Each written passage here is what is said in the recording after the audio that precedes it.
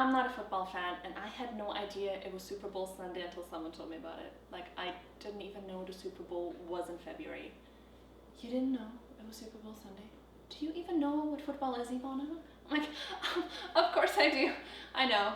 It's when they kick the ball with their foot. Duh. No, I'm just kidding. I do know what football is. I just don't keep up. I don't know many of the teams. I don't know any of the players. But like most sports that have those super athletes, even if you know nothing about the sport, you've probably heard of these players. And football has Tom Brady. And that was the first thing that rang a bell the entire time. I was like, Tom Brady did it again. And I was like, oh, okay, that's cool. And there I was, sucked into watching post-game interviews. So since I had to sit through all that, I'm going to share with you what I've learned. So Tom Brady is 43, which was very impressive. I mean, I am already squeaking at the age of 33, and he is 10 years older than me, and he's an athlete. So that was pretty cool. Another thing I learned is that he's actually with a different team this year. Don't ask me where he was before, I don't know. But what I'm trying to say is, like, he had to start from the bottom with a brand new team, and he took it the entire season, and they won. Like, that's pretty impressive. So they were asking him what has helped him get to this place, especially with changes this year, and how is he able to repeat these results year after year. And what he said was something that had me fully excited and finally paying some attention. This good daily habits. Now let me elaborate on what he didn't say but meant. The answer is daily habits repeated over months and years have allowed him to keep performing how he does and keep building every single year. Now, although Tom Brady is a phenomenal athlete, this isn't a magical thing that only Tom Brady does. I don't study any of these athletes in detail, so I don't know their morning routines or like their pregame rituals or anything like that, but there is a theme that is repeated over and over again with these people.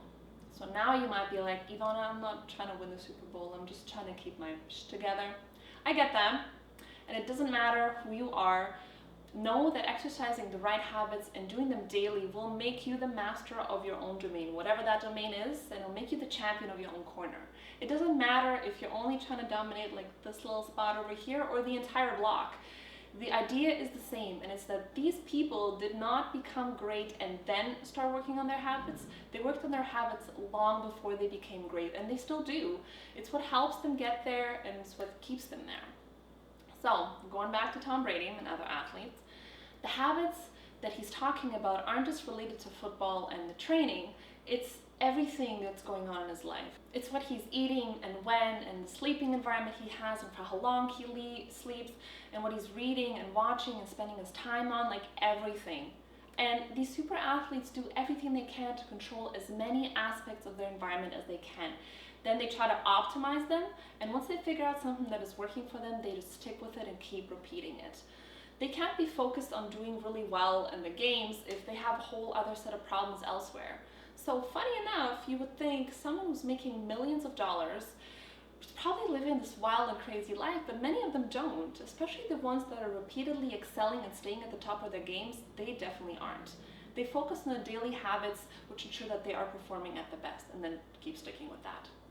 So one of the things that I've said repeatedly in my videos is the importance of sleep and taking care of your health. And what do these athletes do a lot of? Sleep. There's a reason for that. Sleep is a vital function that helps us restore our bodies from a day's event. Without adequate sleep, especially repeatedly, we cause irreversible damage. Why We Sleep, a book by Matthew Walker, goes into a lot more detail related to sleep and why we should be sleeping more. You can listen to that 13-hour audiobook at your own leisure, but for now we'll just take that idea and then continue on. So, sleep is important and athletes sleep a lot. The reason this has stuck with me is that these people have millions of dollars at their disposal, like access and connections to the latest and greatest, the best options available for improvement of human performance. And what are they doing? Sleeping 8+ hours every day. If there was a hack or a shortcut, these would be the people that would have access to it. They would be the ones using it, trying to sleep 4 hours a day and have no consequences. If Tom Brady has to sleep for 8 hours a day and he hasn't found a hack, what makes you think that you don't have to pay attention to it? And for that matter, look at any of these habits these athletes have and keep in mind that they can pay for almost anything. In fact, they do pay millions of dollars to free themselves up so that they can only focus on what's important. And what is that? Boring habits that they're doing mostly by themselves, like the drills and the training and the stretching, mobility exercises and studying the plays and so on. Why are they choosing to spend their time on these things when they could be doing way more cooler and funner stuff? Well, it's because these steps, repeated daily, will lead to progress, and it's running through the drills hundreds and thousands of times that will lead to the wins. It's the hours put into the mobility exercises and the stretching that keeps their battered bodies able to bounce back quicker. I don't even know how to make any of that sound sexy and glamorous. You can't.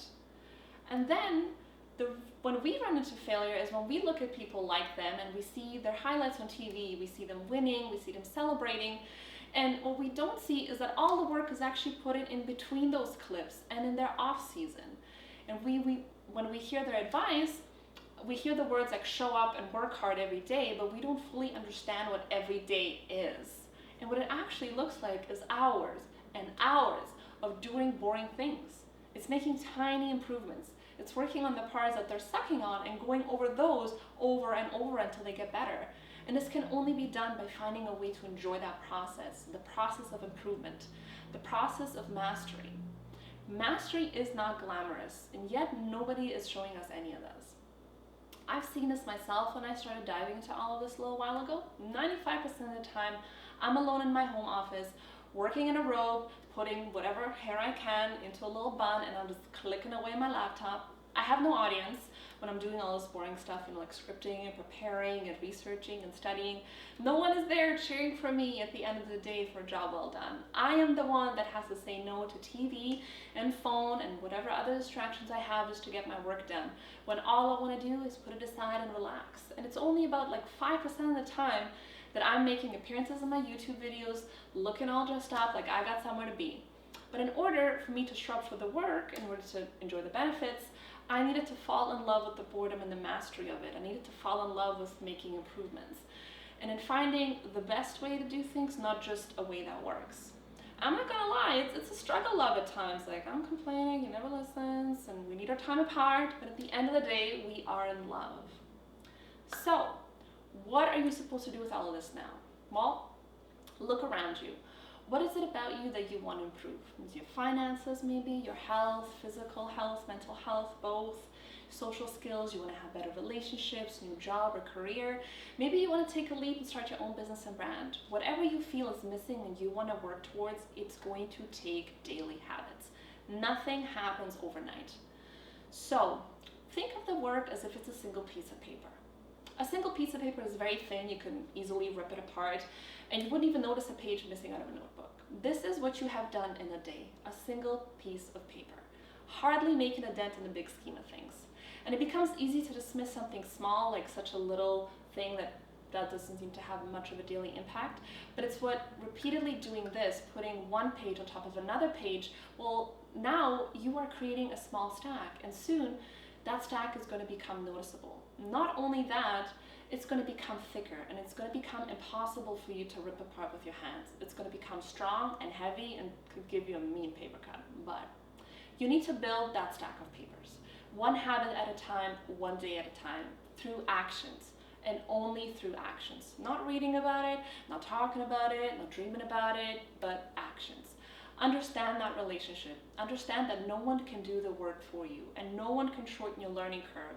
It will take as long as it's going to take for you to get there. So, invest your time and effort today and your future self will thank you tomorrow. Now maybe you're already up for it and you just don't know where to start. Well, that's what I'm here for. It's to help you figure out what's going to make you the champion of your own life. We want the least amount of steps between the thinking and the action. I have plenty of experience with overthinking and overplanning, and I have learned the value of just getting started. So check out a video I've made on this topic, the why you need to just get started, if you want and need a push to get you out of the planning stages and into action.